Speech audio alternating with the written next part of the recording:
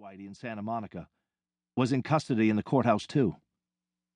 Connolly was also locked up, doing 40 years in Florida for helping Whitey kill a potential witness, someone who could have exposed Whitey's Faustian partnership with the FBI decades earlier. Whitey's younger brother Bill was a few miles away, getting ready to leave his South Boston home for the short drive to the courthouse. Whitey rode the elevator to the 5th floor, surrounded by deputy U.S. Marshals, who kept their sunglasses on indoors.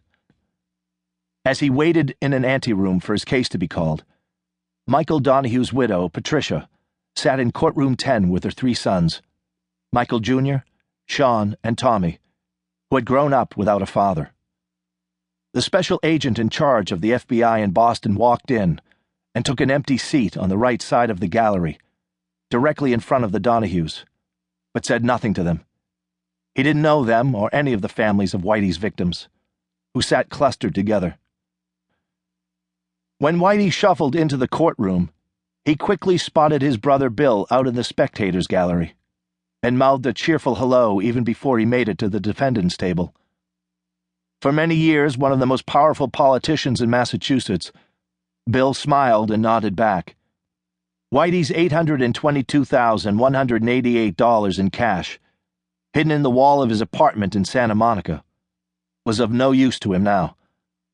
The 30 guns hidden in those same walls proved useless, relics of a time when he'd always had a gun within easy reach.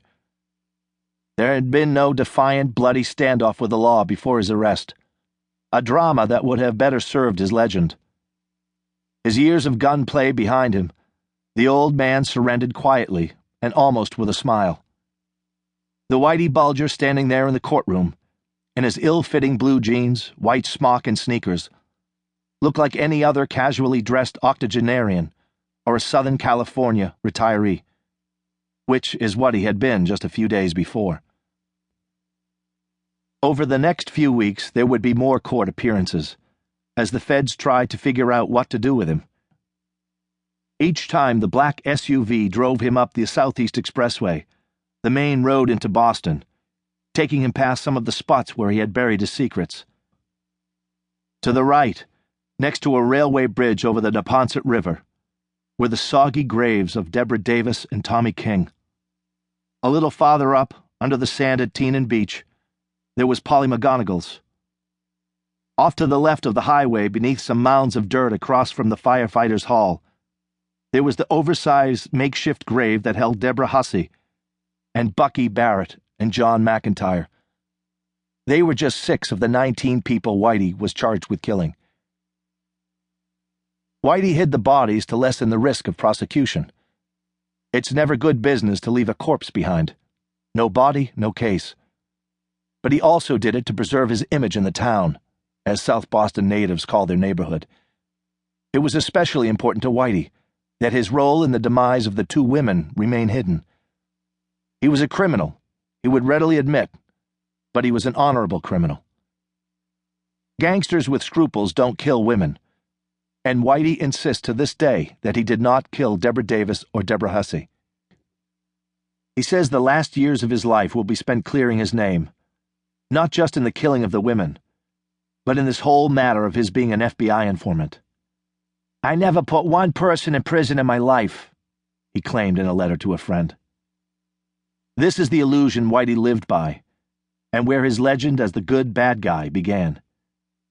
He will most likely die in prison, no matter how he plays his final hand. Nothing seems more certain to die there with him than that legend.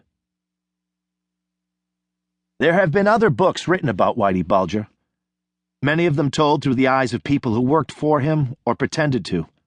Other more serious accounts were written when knowledge of Whitey was limited, or in some cases incomplete or incorrect. This book aims to provide the first complete and authoritative accounting of this man, of his rise, reign, and final reckoning.